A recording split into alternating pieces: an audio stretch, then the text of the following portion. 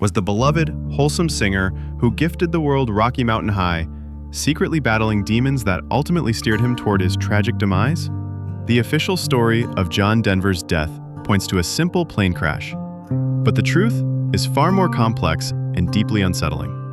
For decades, fans have held onto the image of a gentle, nature-loving troubadour, but the real story, pieced together from insider accounts, investigation records, and his own candid confessions, reveals a man haunted by fame, shattered by love, and ultimately undone by his own reckless choices. The mystery of what happened on that fateful day has finally been solved, and the answer is more shocking than anyone ever imagined. John Denver's ascent to global stardom in the 1970s was nothing short of meteoric. He wasn't just a singer, he was a cultural phenomenon, his voice a comforting soundtrack in millions of homes. He sold out arenas, his face graced magazine covers, and his songs about the pristine beauty of the American landscape became anthems. But this gilded cage of fame came at a tremendous cost. While he projected an aura of peace and harmony, the relentless demands of his career were carving deep fissures into his private life. The pressure was immense, and behind the warm smile and acoustic guitar, a storm was brewing, one that would first consume the very love he so famously celebrated in his music. At the heart of Denver's early success was Annie Martell.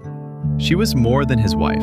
She was his muse, the inspiration behind the breathtakingly beautiful Annie's Song, a ballad he famously composed in just 10 minutes while on a ski lift.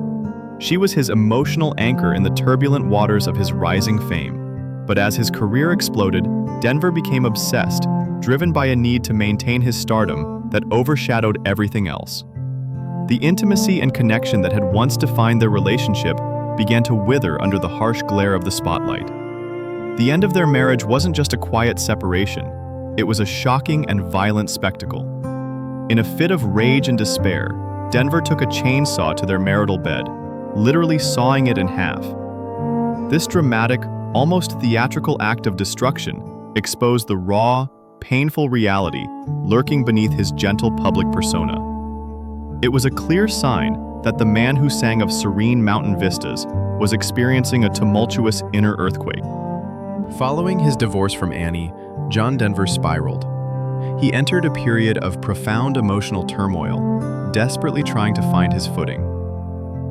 He soon married Australian actress Cassandra Delaney, a relationship that seemed like a fresh start, but was ultimately doomed to repeat the same destructive patterns. Denver himself would later speak with startling bitterness about this second marriage, once remarking that before it ended, "She managed to make a fool of me from one end of the valley to the other." This wasn't the language of the peaceful folk singer his fans adored. Their short-lived union was reportedly fraught with intense arguments and accusations of infidelity, painting a grim picture of a man whose life was increasingly out of control, a stark contrast to the idyllic world he created in his song. As the years went on, the cracks in Denver's carefully crafted image began to show, turning into gaping chasms. The turmoil spilled into the public sphere with a series of shocking legal troubles. He was arrested twice for driving under the influence, incidents that shattered his clean-cut reputation and revealed a pattern of reckless behavior. But it was the accusations from his second wife, Cassandra, that were perhaps the most damning. She alleged that during one of their volatile arguments, a furious Denver had fired a gun inside their home. These events had a devastating professional consequence. Citing his DUI arrests and his failure to abstain from alcohol, the Federal Aviation Administration, or FAA, took a drastic step. They medically disqualified him from flying. He was officially and legally barred from piloting any aircraft. This crucial fact sets the stage for the tragedy that was to come, making his final act not just a mistake, but a deliberate defiance of the law. On October 12, 1997, John Denver climbed into the cockpit of an experimental, amateur-built aircraft called a Rutan Long Easy. He did so knowing full well that he was flying illegally. His medical certificate was revoked, and he had no business being in that pilot's seat. The plane itself was a unique and risky machine. It was known for its unconventional design, which included a particularly dangerous flaw. The fuel selector valve, the mechanism used to switch between the plane's two fuel tanks, was located in a position that made it almost impossible for the pilot to reach. It was situated behind his left shoulder, requiring him to turn his entire body to access it, a maneuver that was incredibly difficult to perform while maintaining control of the aircraft. Denver himself was aware of this perilous design. He had reportedly complained about the valve's placement before that very flight.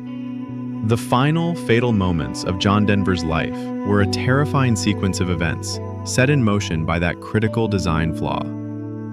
The serene waters of Monterey Bay, the engine of his Long Easy began to sputter.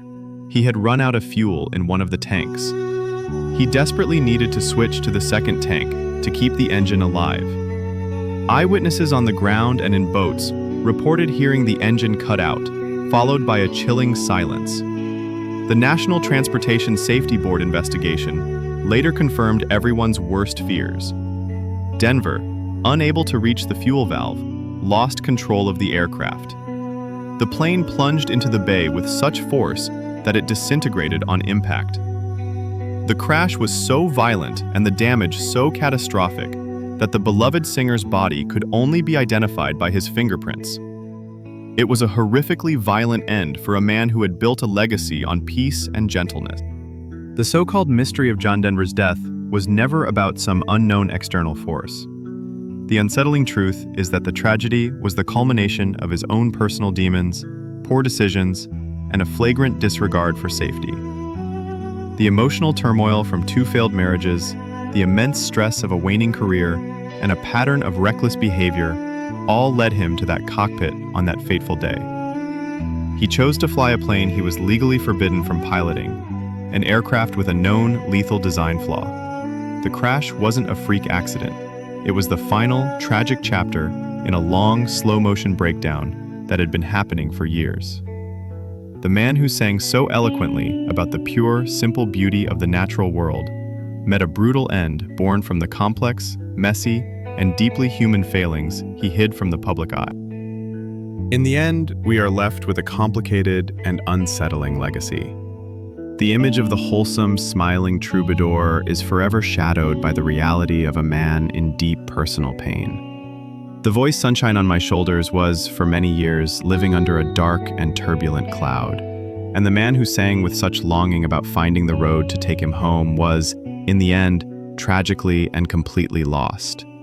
Does this darker truth change the way we hear his music? Perhaps it should. It serves as a haunting reminder that the artists who create our most cherished anthems are often fighting battles we can't begin to imagine, and that the beautiful lies they tell in song can sometimes mask a devastating truth.